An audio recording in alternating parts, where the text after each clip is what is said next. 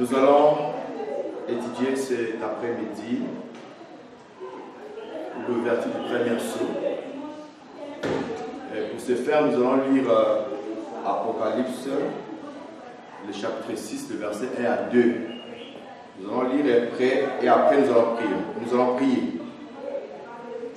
Apocalypse 6, verset 1 à 2.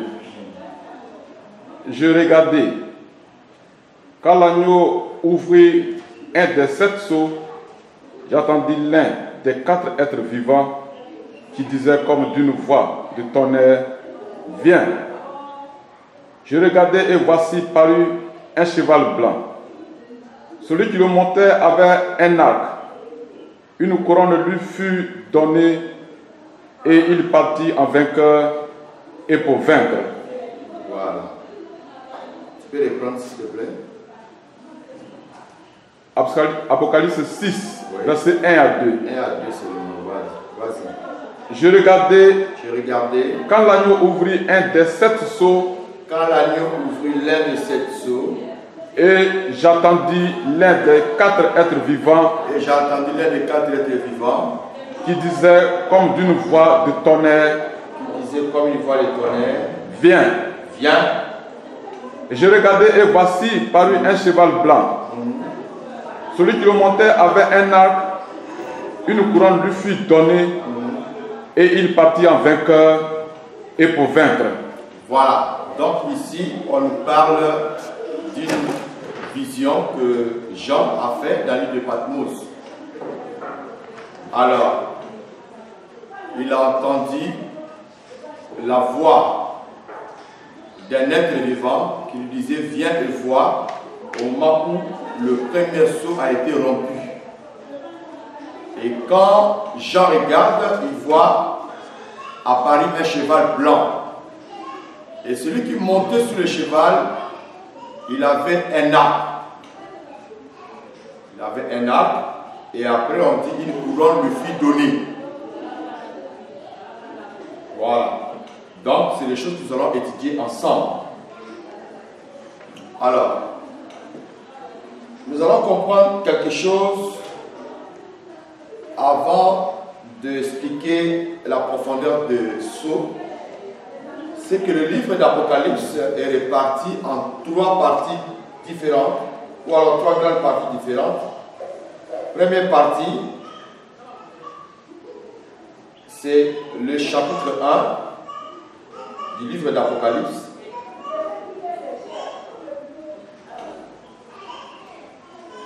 Là, on dit les choses que tu as vues. Les choses que tu as vues. Chapitre 1er, c'est-à-dire que les choses que Jean a vues, il devait écrire cela. Deuxième partie, les choses qui sont. Les choses qui sont. Là, nous avons le chapitre 1er et le chapitre 2. Les choses qui sont, nous avons les âges de l'Église. Voilà. Et la dernière partie, les choses qui doivent arriver. Et là, nous avons les chapitres 4 jusqu'au chapitre 22 d'Apocalypse. Donc, voilà comment le livre de l'Apocalypse est réparti en 3 temps. Donc, nous avons le premier temps, le chapitre 1er, les choses que tu as vues. Voilà. Et le deuxième temps, c'est les chapitres 2 à 3, les choses qui sont. Là, nous voyons les âges de l'Église. Et les chapitres 4 jusqu'au chapitre 22, les choses qui doivent arriver. Voilà. Donc, comme introduction, nous devons parler d'abord de la chronologie des 7 sceaux pour le temps de la fin. Dans la chronologie des 7 sceaux, nous avons déjà écrit dorénavant quelque chose là. Nous avons d'abord les 7 sceaux. Les 7 sceaux, à l'intérieur de 7 sceaux, nous avons 4 premiers sceaux. Dans les 4 premiers sceaux, nous avons encore l'Église qui est sur la terre. C'est ainsi que quand nous lisons Apocalypse chapitre 6, à partir du verset 1 jusqu'au verset 8, nous allons nous rendre compte qu'à chaque fois que le sceau est brisé, il y a un être vivant qui apparaît. Et l'être vivant dit, viens et vois. Voilà. L'être vivant, sa voix tonne comme le tonnerre. Et il dit à Jean, viens et vois les choses que l'agneau vient de briser dans le sceau, les choses qui étaient cachées. Donc Jean avait l'amabilité de voir ces choses-là. Mais nous allons nous rendre compte qu'à partir du quatrième sceau, à partir du quatrième sceau, nous avons le dernier être vivant. Le dernier être vivant qui finit son parcours. C'est-à-dire le premier saut, deuxième saut, troisième saut, quatrième saut, il y a toujours un être vivant qui apparaît. Amen. Voilà. Donc, après le quatrième saut, nous tombons au cinquième saut, il n'y a plus d'être vivant. Pourquoi? Parce qu'à partir du cinquième saut, l'Église n'est plus sur la terre. Amen. Donc c'est pour dire que les 7 sceaux nous introduisent à 3 temps différents. Premier temps, c'est l'apparition de l'Antéchrist. Deuxième temps, les trompettes, les 7 trompettes. Et troisième temps, les 7 fléaux, les 7 coups de la colère de Dieu. Donc, pour mieux comprendre, je reviens sur ce que je disais. À partir du 5e sceau, l'Église quitte la terre. L'Église n'est plus sur la terre. Voilà, c'est ainsi que nous allons voir qu'il n'y a plus d'être vivant qui vient tonner comme les tonnerres et dire à Jean, viens et vois. Hein? Si nous lisons à partir du verset 1 à 8 de l'Apocalypse chapitre 6, là nous allons voir que les 4 premiers sceaux, il y a toujours un être vivant qui apparaît. Et nous avons toujours les 4 chevaux et les 4 cavaliers. Voilà. Mais à partir du 5e sceau, ce n'est plus ça. Nous avons étudié, Dieu dit à Jean, monte ici. Voilà. Non, là on a étudié ça après les 3. Ça revient quand même. Puisque là, les 4e sceaux est brisé, l'Église est déjà partie. À partir du 5e sceau, nous sommes maintenant sur le trône. Et nous voyons les trônes ici, il y a les âmes des martyrs qui sont sous l'autel. Et que font ces âmes-là? La Bible nous dit que ces âmes-là réclament vengeance. Dans le chapitre 6, ça va être verset 9. Tu vas voir que les âmes-là réclament la vengeance. Ils demandent au Seigneur de venger leur sang. Et la Bible nous dit que les robes blanches leur furent données, en leur disant d'attendre un tout petit peu jusqu'à ce que le nombre de leurs frères soit complet. Je veux dire simplement que ces personnes qui sont sous l'autel sont des martyrs. Amen. Ils sont des martyrs avant la grande tribulation. C'est-à-dire que depuis la nation juive existe, il y a eu beaucoup de juifs qui ont été tués parce qu'ils sont juifs. Amen. Ils n'ont pas été tués, c'est parce qu'ils ont péché ou bien, comment je peux dire, ils ont commis un crime contre une nation X, mais ils ont été tués parce qu'ils sont juifs. Voilà. Et dans l'histoire, on fait comprendre même qu'il y a Hitler qui a mis dans le four à feu près de 6 millions de juifs. 6 millions de juifs. Il les a calcinés. Vous voyez? Ce sont ces âmes-là qui réclament vengeance. Et la Bible nous dit qu'il y a une robe blanche qui les a été donnée. en attendant leurs frères. Quels sont ces frères-là? Ces frères qui viendront encore dans la grande tribulation, qui seront martyrisés dans la grande tribulation. Parce qu'une grande partie d'Israël va passer la grande tribulation. Donc voilà un peu le 5e sceau. Mais à partir du 6e sceau, déjà le jugement de Dieu s'annonce. Voilà. À partir du 6e sceau, déjà le jugement de Dieu s'annonce. 7e sceau déclenche maintenant les trompettes et les fléaux. Ça va dans 5e, 8e, 16e chapitre. Nous allons voir les trompettes et les fléaux. C'est pour dire quoi? À partir d'ici, il y a beaucoup d'enseignants de l'Apocalypse qui se trompent. Quand ils entendent parler de fléaux, par exemple, ils nous ramènent dans les guerres qui se sont passées déjà. Hein? Ils vont nous amener dans les fléaux, le feu qui descend du ciel, on parle des bombes atomiques et tout. Non. Quand nous analysons vraiment les prophéties, au moment où les trompettes et les fléaux vont commencer à retentir, l'église ne sera plus sur la terre. Est-ce que vous comprenez? Parce que Dieu ne va pas permettre à son église de traverser le feu, la tribulation. Nous avons les types de l'église. Comme je l'ai toujours dit, il y a beaucoup de pasteurs qui prêchent, tout le monde va passer à la mort. C'est faux. Il n'y a pas tout le monde qui va passer à la mort. La mort n'est pas faite pour tout le monde. C'est ainsi que Jésus a dit, celui qui croit en moi vivra quand même il sera mort. Et au-delà de ça, nous avons l'église de Christ, qui est le type d'Enoch. La Bible dit, Enoch n'a pas connu la mort jusqu'à ce qu'il soit enlevé. C'est la même chose, l'église de Christ. Quand le Seigneur vient prendre son église, les vivants en Christ seront enlevés. Donc ils ne vont pas connaître la mort. Qui veut dire tout simplement que, regardez maintenant, comment expliquez-vous qu'à partir du 4e sceau, l'église cesse son existence sur la terre, 5e sceau, l'église n'est plus là.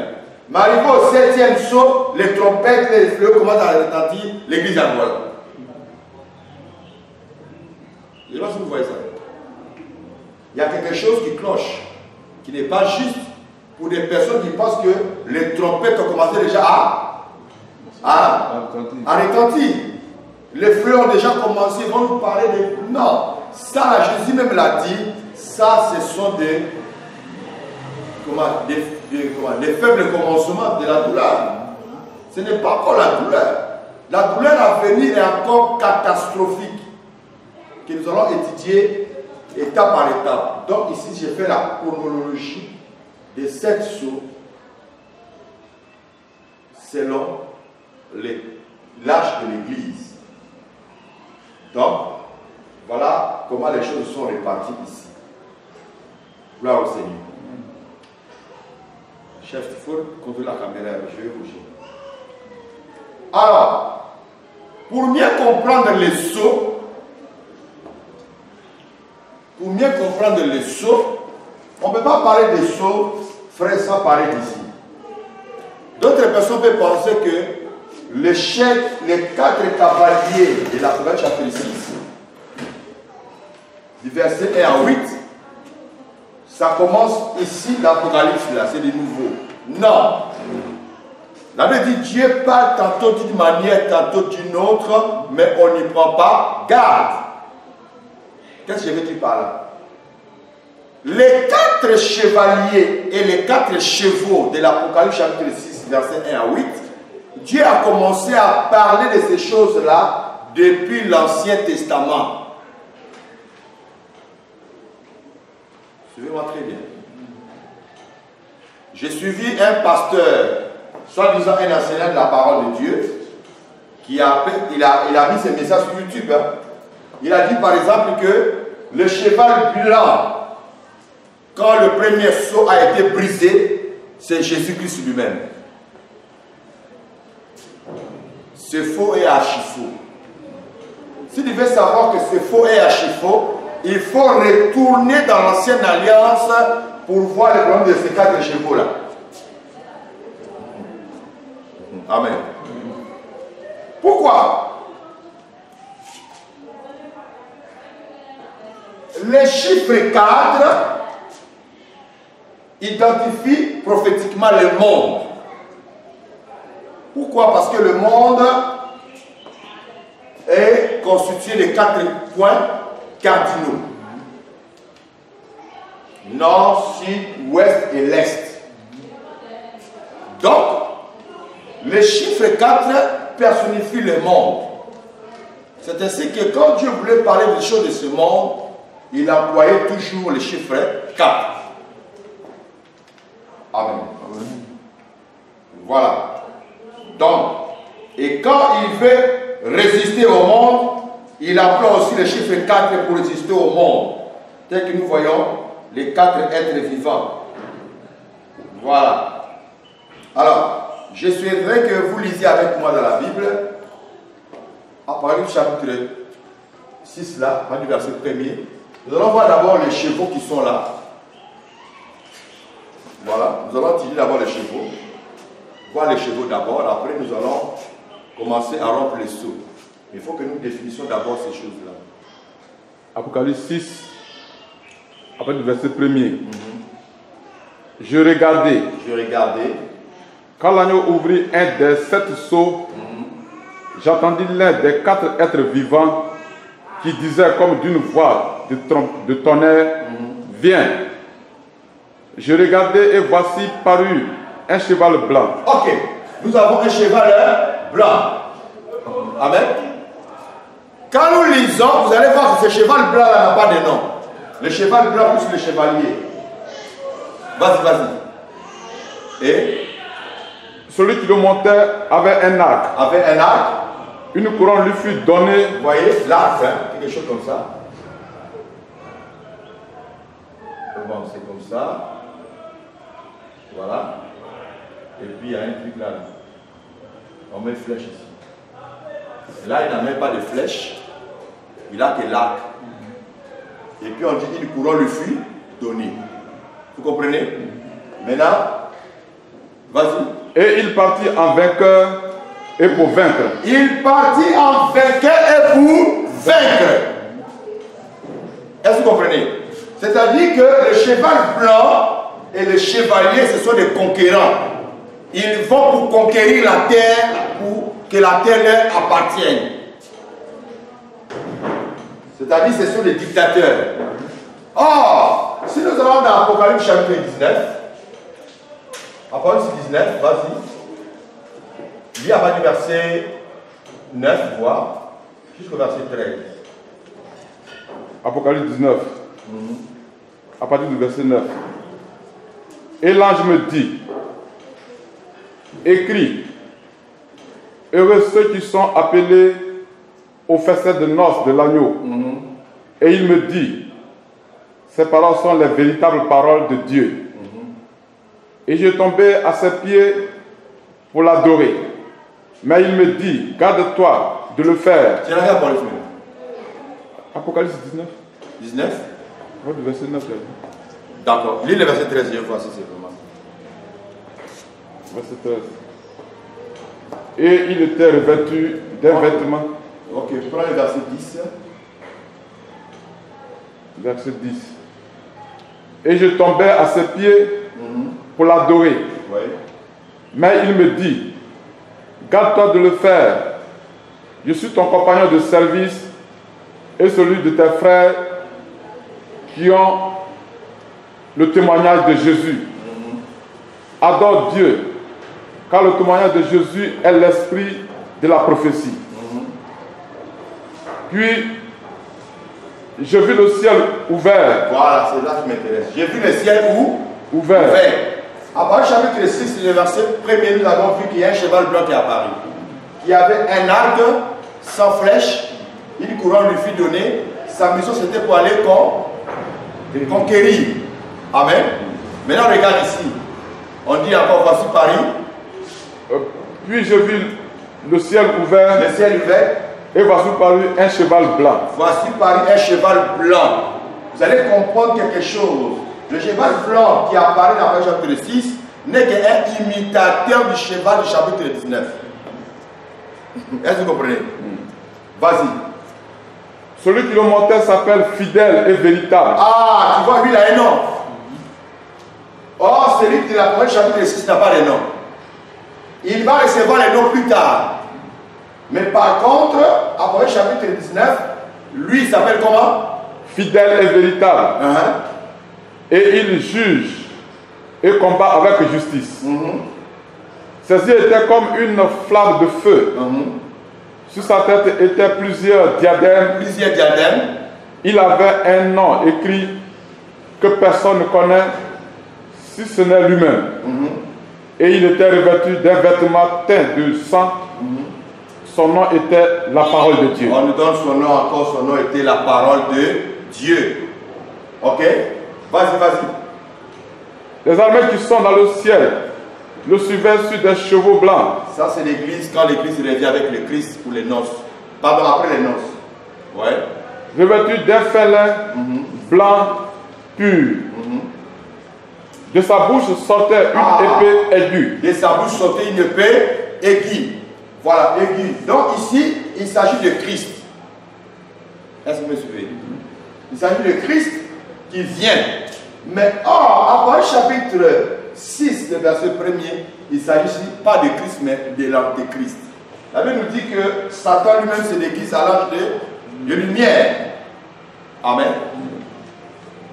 Pourquoi je le dis comme ça? Ceux qui vont te dire par exemple que le premier sceau étant brisé, le cheval qui apparaît et le chevalier, c'est le Christ Jésus, c'est faux et archi faux. Pourquoi? Parce que Jésus, il a un nom. Amen.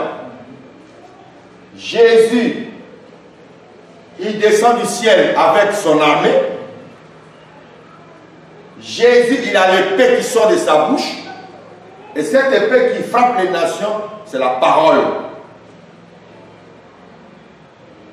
2. Le cheval blanc du chapitre 6 n'a pas l'épée, qui est le symbole toujours de la parole. C'est-à-dire la latte, il veut conquérir, mais sans la parole. Voilà, donc c'est un dictateur. Pourquoi? Ce que nous voyons ici, Dieu a parlé de ça à Daniel, mais autrement. C'est-à-dire quoi? Le cheval blanc, dans le livre de Daniel, au chapitre 2, par le verset 31, personnifie Nebuchadnezzar qui était identifié par la tête en or, alors la tête d'or. Dieu va montrer au roi Nebuchadnezzar un songe. Vous suivez le mouvement. Dieu va montrer à Nebuchadnezzar un songe. Et dans le songe, Nebuchadnezzar a vu une statue à 4 parties ou 4 matières différentes.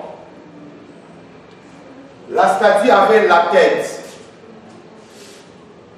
en or, ok, la poitrine et le bras, c'était en argent, le ventre et les cuisses, c'était la airain, les pieds et les orteils, il y avait, c'était en fer, et une partie ici argile. 1, 2, 3, 4. Le chiffre 4. Vous allez voir que la tête d'or symbolisait Nebuchadnezzar. Or, Nebuchadnezzar n'est qu'une continuité papale. N'est qu'une continuité de l'Empire romain. Lorsque vous comprenez, c'est-à-dire que quand nous parlons de l'Antéchrist, tout doit provenir toujours de Rome. Parce que c'est quelqu'un qui veut s'égaler à Christ Jésus. Alors, la tête d'or ici symbolisait Nebuchadnezzar à son temps, qui identifie le cheval blanc. Amen. Maintenant, vous allez voir après le cheval blanc vient le cheval roux. Or, roux est tiré par rouge. C'est-à-dire que là, il a commencé maintenant à verser beaucoup de sang. Vous allez voir que ça ressemble au bras et la poitrine et les bras du statut de Nebuchadnezzar, qui identifie ici le roi. Là, nous avons Nebuchadnezzar, Mède et Perse, Cyrus. Alors, après Mède et Perse, vient maintenant l'empire anérin, qui est l'empire grec, par l'empereur, comment il s'appelait lui là? Les noms m'échappent, ça va revenir. Voilà. Oh là là. Alexandre le Grand. Voilà, Alexandre le Grand. Maintenant, ici, après Alexandre le Grand, vient maintenant le fer, qui est les cuisses et les jambes. Les pieds, les orteils mêlés avec de l'argile. Ça, c'est l'Empire romain.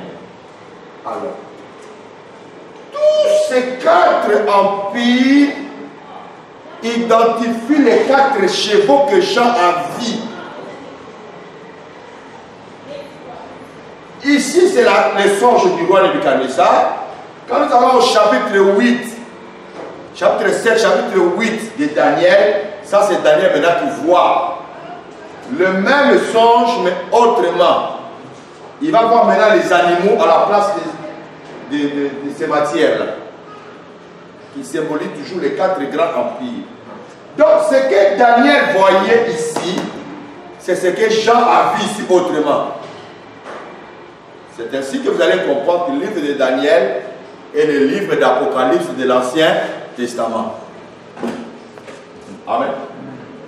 Donc, tu vas comprendre que quand nous parlons de 7 sceaux, en commençant par les 4 cavaliers, les 4 cavaliers n'est qu'une réalité qui s'est passée dans l'ancien temps, que le roi Nebuchadnezzar a vu dans son songe. La tête en or, poitrine et les bras en argent, les cuisses et les ventres et les cuisses en airain et le pied en fer. Est-ce que vous comprenez? Voilà. Ce n'est pas fini. Vous avez les références là, vous pouvez lire ça à la maison, Daniel chapitre 2, verset 31, verset 36.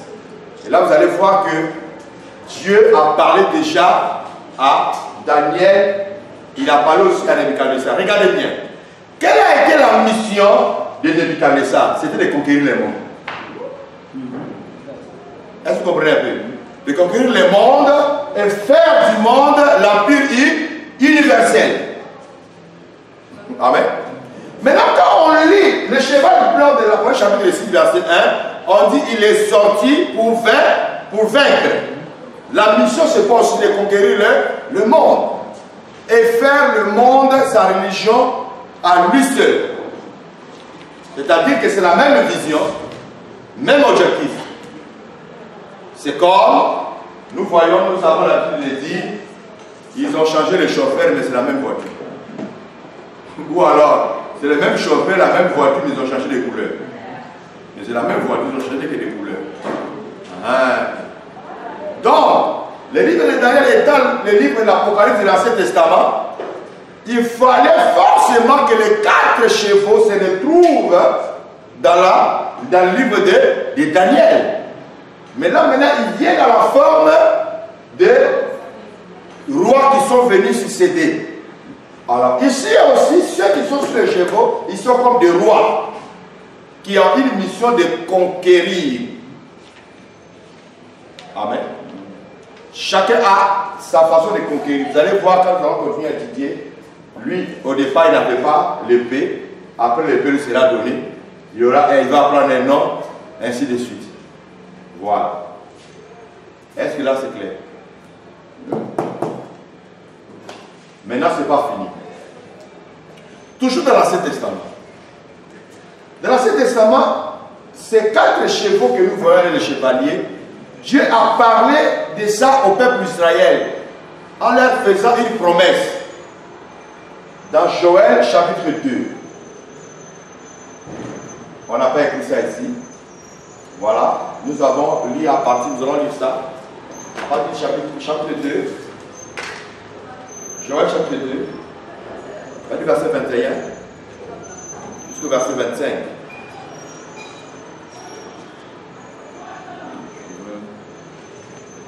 Regarde, Dieu va faire une promesse aux enfants d'Israël. Israël qui était captif, en fait, qui s'est fait capturer par les Babyloniens. Mais Dieu fait une promesse à ce peuple-là, une promesse de la restauration. En leur disant, je vous enverrai la pluie à son temps. La pluie de la première et de l'arrière-saison. Vas-y. Joël chapitre 2. On dit verset 21.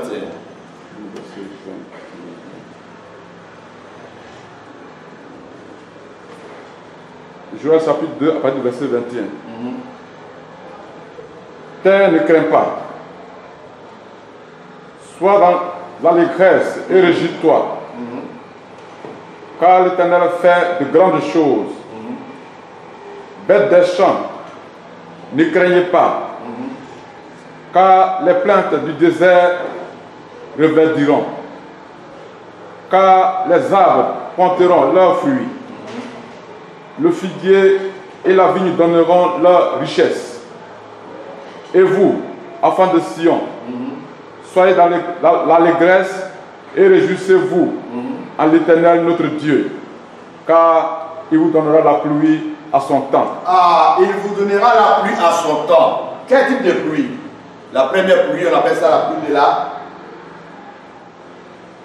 Il vous enverra la pluie de la première et de l'arrière-saison. La première et l'arrière-saison. C'est la première saison et l'arrière-saison. Je veux dire tout simplement que la première saison, Dieu va répandre son esprit sur son peuple. Là, nous sommes à la Pentecôte. L'arrière-saison, Dieu va maintenant préparer son église pour la moisson, qui est l'enlèvement. Donc, c'est le message que nous entendons aujourd'hui. Ce message est en train de préparer le peuple pour l'enlèvement. Amen. Voilà, le Seigneur ne descendra pas deux fois. Le Seigneur est en train de préparer son peuple pour l'enlèvement. Donc, il dit maintenant, je vous remplacerai les années. Voilà maintenant le problème, ça commence. Vas-y.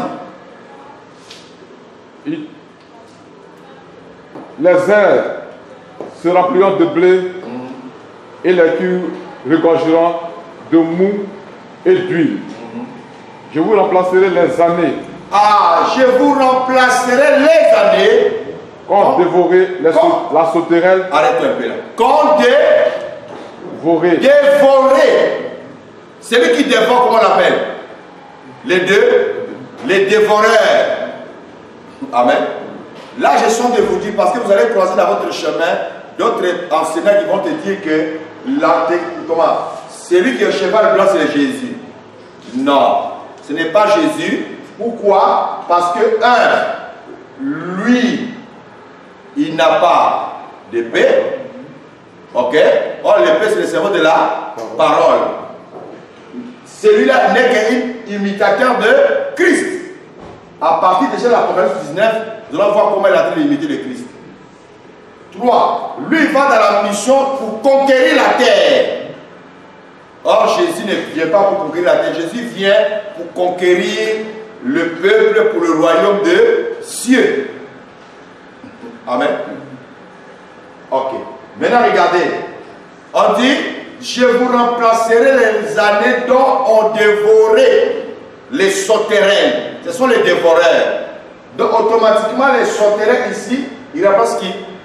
Je vais essayer de me suivre. Les sauterelles remplacent qui? Par rapport au saut. Lève la main, oui. Le cheval blanc. Le cheval blanc. Il vient pour quelle mission? Pour dévorer. Est-ce que vous comprenez? C'est-à-dire, pour bien enseigner ces personnes-là qui sont dans l'erreur, nous les ramenons dans Joël chapitre 2. On dit, la sauterelle, les dévoreurs. Je vous remplacerai les années qu'on dévorait la sauterelle. Qui veut dire simplement le cheval blanc. Or, le cheval blanc, lui, vient dans la mission pour dévorer. Donc, ça ne peut pas être le Christ. Qui ne vient pas pour dévorer son peuple. C'est pas fini. Après la sauterelle vient le zélek. le gélec. Les gélecs, sauterelles, gélec, asile, gazam, ce sont des insectes spécialisés à bouffer l'arbre.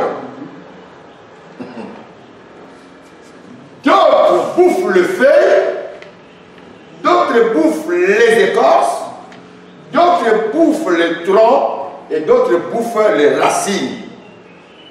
Donc automatiquement l'arbre est dévoré. Je vous remplacerai les années qu'on dévorait. 1. La sauterelle. 2. Les gélets. 3. Les asiles. 4. Les gazam. Il a dit quoi? Ma grande armée que j'avais envoyé contre vous. Contre vous. Est-ce que vous comprenez un peu? C'est ainsi que la Bible dit, rien ne peut se faire sur la terre si Dieu l'a autorisé. Est-ce que vous comprenez un peu? C'est ainsi que le Satan lui-même il avait demandé à Dieu, permettez-moi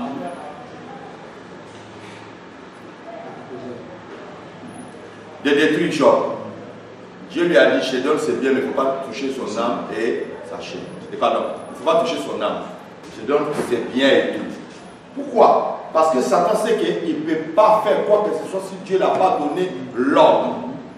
Donc, les sauterelles, les gélecs, les asiles, les gazam n'agissent que sous l'ordre de Dieu. Mais le problème c'est quoi? Ce sont ces esprits-là, 4 esprits-là, qui viennent pour dévorer l'arbre de Dieu. Donc, retenez maintenant, les 4 premiers chevaliers et les chevaux de l'Apocalypse chapitre 6, verset 1 à 8, n'est que l'image de la vision de Daniel chapitre 2. La tête d'or, c'est le cheval blanc. La tête, la poitrine et les bras, c'est le cheval roux.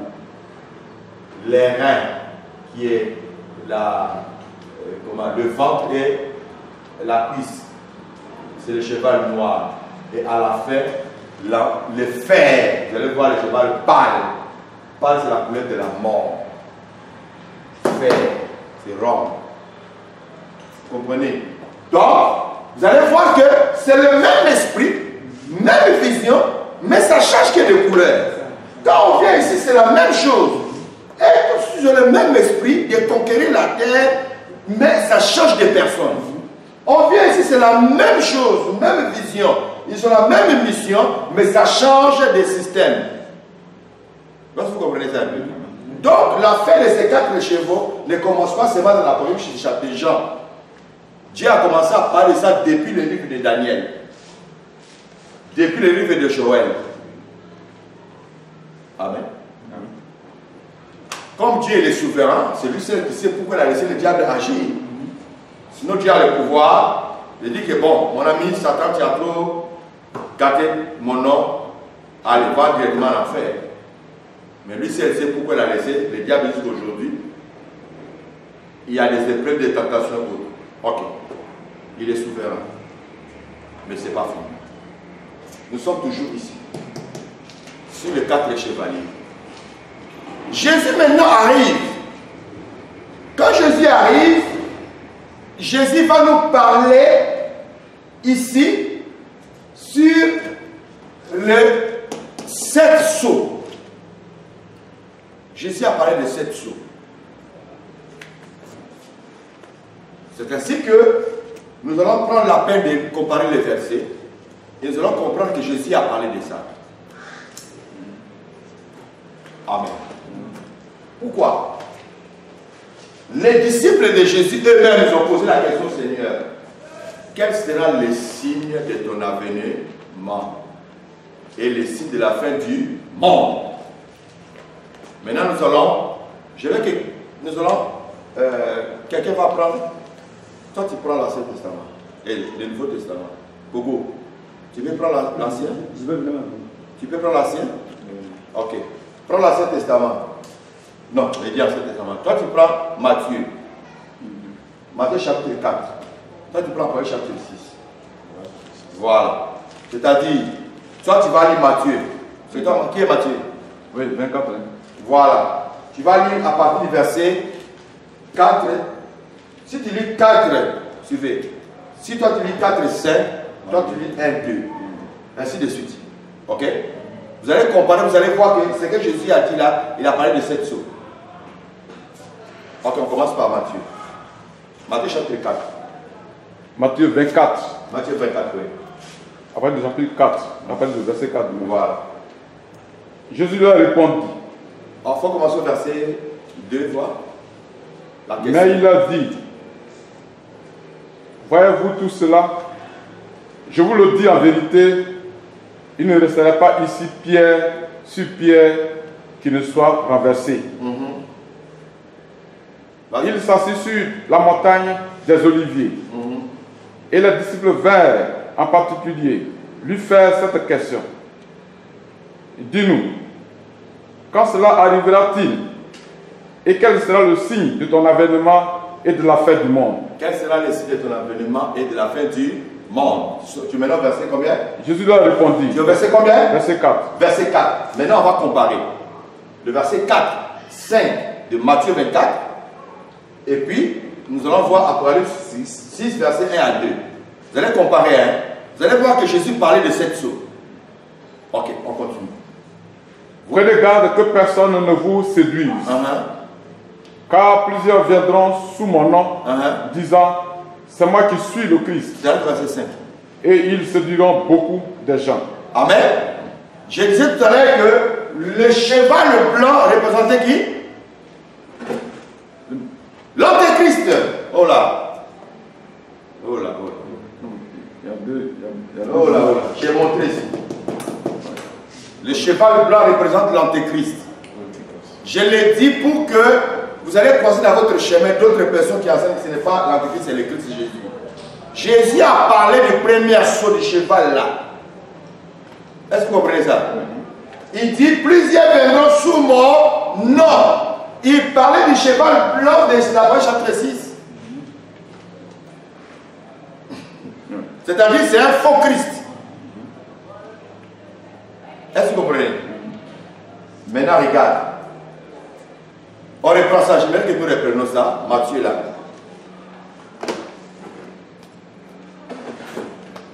Tu prends ce Matthieu, prends seulement le verset 4 et puis le verset 5. Matthieu 24, après le verset 4. Voilà. Jésus leur répondit. Jésus leur répondit. Prenez garde que personne ne vous séduise. Prenez garde que personne ne vous séduise. Car plusieurs viendront sous mon nom. Sous mon nom, c'est-à-dire ce sont les faux Christ. Disant, c'est moi qui suis le Christ. Ah, donc automatiquement ça réjouit que le cheval blanc est son chevalier. Est-ce que vous comprenez un peu? C'est lui l'Antéchrist. Le cheval blanc de l'Apocalypse chapitre 6 n'est pas le Christ, c'est l'Antéchrist. On a commencé à voir ça depuis l'Ancien Testament. La tête en or, ok. On a vu les sauterelles, la sauterelle du moins. Et là maintenant nous sommes en train de voir Jésus lui-même qui décrit qu'il s'agit de l'Antéchrist. Parce qu'il viendra sous mon nom. En disant,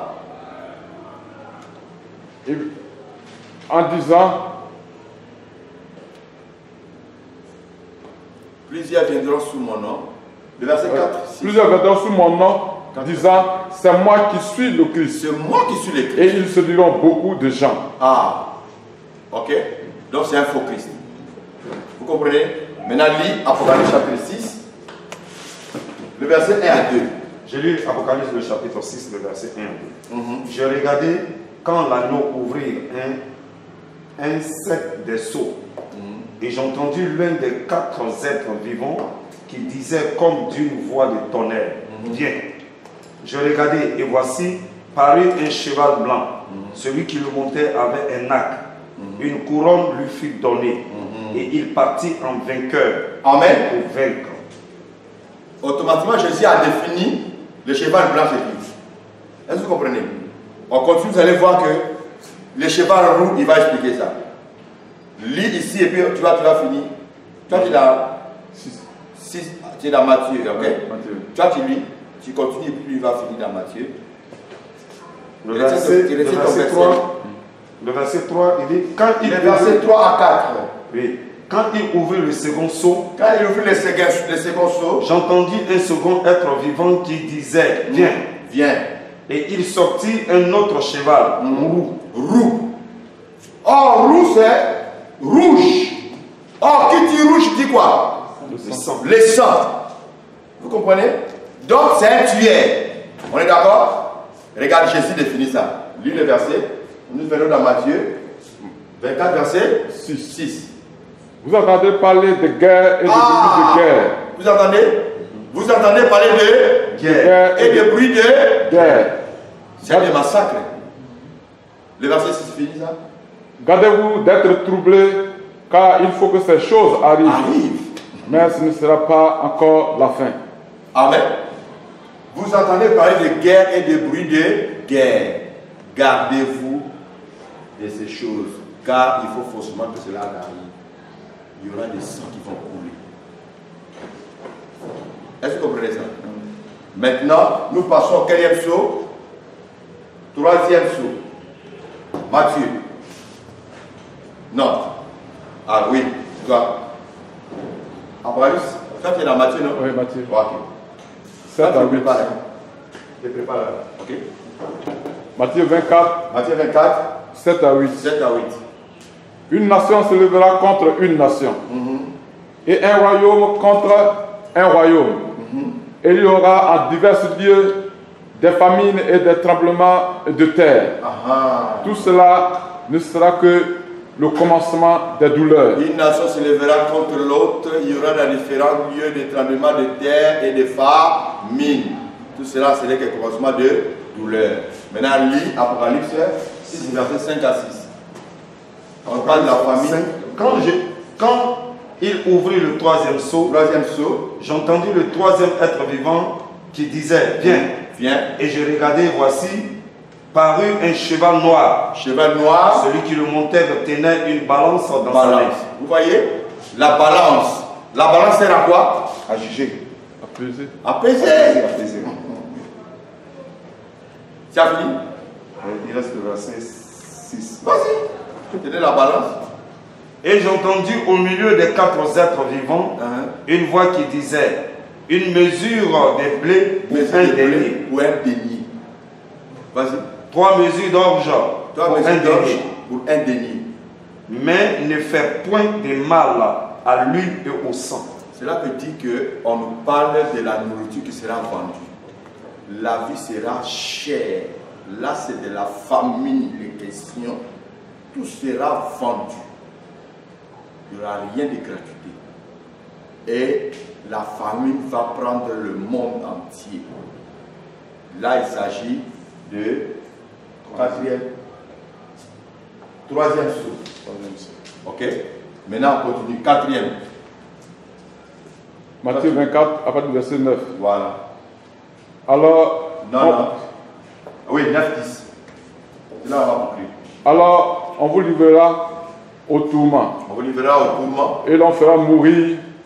Et vous serez haïs de toutes les nations à cause de mon nom. Voilà. Alors, aussi plusieurs succomberont et ils se trahiront les uns les autres. Vous voyez, il ne parle déjà de la mort de certains chrétiens qui seront tués. Mais là, on dit quel cheval qui apparaît maintenant? Le 4e. Verset 7. Quand il ouvrit le 4e seau, j'entendis la voix du 4e être vivant qui disait, viens. Et je regardai et voici, parut un cheval d'une couleur pâle. Pâle, c'est la couleur de la mort. Quand quelqu'un devient pâle, c'est qu'il est... Non, il est mort. Il est mort. Il est mort. Je suis. Voilà, vas-y. Celui qui le montèrent se nommait la mort. Voilà. Et le séjour des morts l'accompagnait. Or, Matthieu nous a parlé déjà de la mort, qui nous seront persécutés et puis mis à mort. Donc, déjà, le passage de Matthieu 24, du verset 1 jusqu'au verset, du verset 4 jusqu'au verset 10, nous parle déjà les 4 premières sources et les chevaliers mission. Et là, ça se confirme. Donc, nous devons facilement comprendre que les chevaux dont il est question ici, c'est l'œuvre de l'antéchrist. Que Dieu bénisse sa parole. Est-ce clair? Ok. Je crois qu'on va toucher là pour s'arrêter là pour aujourd'hui. Ok, là nous allons parler du troisième point, la rédemption. La rédemption. La rédemption. Pourquoi nous parlons de la rédemption? On ne peut pas parler de la rédemption s'il n'y a pas eu la chute. Parce que la rédemption vient du mot racheter. On peut racheter ce qui a été perdu. Donc, ici déjà, nous voyons une perte. Nous voyons une chute. On nous parle de saut. C'est parce qu'il y a eu un problème. Alors, nous allons commencer d'abord à lire Apocalypse chapitre 5, verset 1er.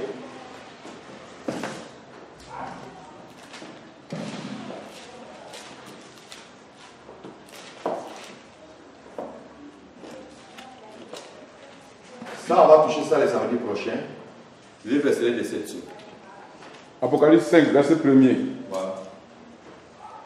Puis je vis dans la main droite de celui qui était assis sur le trône un livre écrit en dedans et en dehors, scellé de 7 sceaux. Et je vis un ange puissant qui criait d'une voix forte, qui est digne d'ouvrir le livre et d'en rompre les sceaux. Et personne dans le ciel, ni sur la terre, ni sous la terre, ne put ouvrir le livre ni le regarder. Ah. Et je pleurais beaucoup de ce que personne ne fut trouvé digne d'ouvrir le livre ni de le regarder. Amen. Suivez-moi maintenant. Oui, vas-y d'abord, vas-y. Il faut qu'on arrive d'abord à découvrir qui a pu ouvrir les livres. Et l'un des vieillards me dit, ne pleure point. Voici le lion de la tribu de Juda. Voici le lion de la tribu de Juda. Le rejeton de David a vaincu pour ouvrir le livre et ses 7 sceaux. Et je vis au milieu du trône. Je vis au milieu du trône. Et des 4 êtres vivants.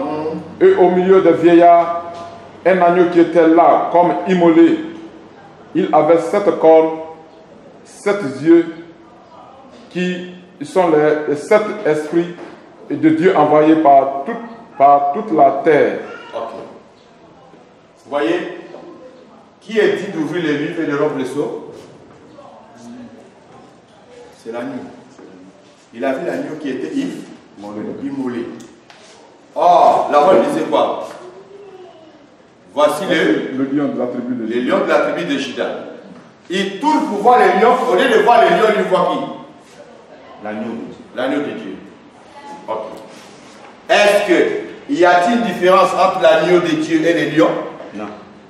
Non? Est-ce que c'est vrai? Il n'y a pas la différence? Hein? C'est la même personne. Mais pourquoi on le dit, voici les lions de la tribu de Juda, il retourne comme ça, il ne voit pas les lions, il voit les agneaux. Immolés. Le lion de la tribu de Juda. Bon, quand on parle de lion de la tribu de Juda, le lion qui symbolise le roi de la tribu de Juda. Donc on parle d'Israël pour dire que le Dieu d'Israël, voilà, on parle du Dieu d'Israël. Et parlant du Dieu d'Israël, on parle de Jésus-Christ lui-même parce que c'est l'agneau lui-même qui a été donné. Quand on parle de l'agneau, là ici on parle de celui qui fait le sacrifice. On parle de l'œuvre de la croix en fait. Le sacrifice et qui fait aussi le sacrifice. Donc là, ici, celui qui est à la source de la rédemption. Source de la rédemption, celui qui est la rédemption. Le rédempteur. Le rédempteur. Oui, mais c'est bon, mais ce n'est pas tout ça. Ce n'est pas la réponse que je voulais. C'est la même personne, mais les rôles sont différents. On lui présente les lions de la tribu de Juda. Or, le lion, c'est le roi des animaux. Donc, on nous parle déjà, Christ, il est le roi. Mais, il tourne pour voir les lions dont on lui présentait. Il regarde, il ne voit pas les lions, mais il voit plutôt l'agneau immolé. Cela veut dire quoi? L'œuvre de la rédemption devait précéder la royauté. Je veux dire simplement que Jésus n'est pas venu d'abord comme étant un roi sur la terre devait d'abord venir comme étant un sacrifice. Amen. Qui veut dire tout simplement, il fallait d'abord racheter Adam, racheter la terre, avant de venir régner. Si tu n'as pas racheté ça, c'est difficile. Pourquoi? Nous comprenons une chose. Quand Adam a péché, Adam avait tout perdu. C'est ainsi que Jean chapitre 10, le verset 10 nous dit, le diable ne vient que pour voler, égorger et détruire. Voilà le problème. Ok. Quand Adam a péché, le diable lui a volé beaucoup de choses à la fois. Il lui a volé d'abord la terre. Tu veux moi très bien. Il lui a volé l'autorité qui était sur lui, de régner sur toute la terre. Et le diable a commencé à dominer sur tout. Le diable est devenu, Adam est devenu comme son fils. C'est ainsi que la Bible dit, tous ont péché, ils sont privés de la gloire de Dieu. Jésus a dit aux pharisiens, vous avez pour père le diable. Donc automatiquement, le diable était devenu le fils, Adam était devenu le fils de Satan. Satan contrôlait tout. Mais il y a quelque chose que Satan n'a pas pu récupérer. Il s'agit des livres fonciers, les titres fonciers. C'est ce qu'on appelle les livres de la rédemption. Qu'est-ce que Dieu va faire? Dieu va récupérer les livres de la rédemption et puis va sceller ça. J'ai décidé si ces livres-là, comment c'était. Quand on va arriver là-bas, on va toucher ici.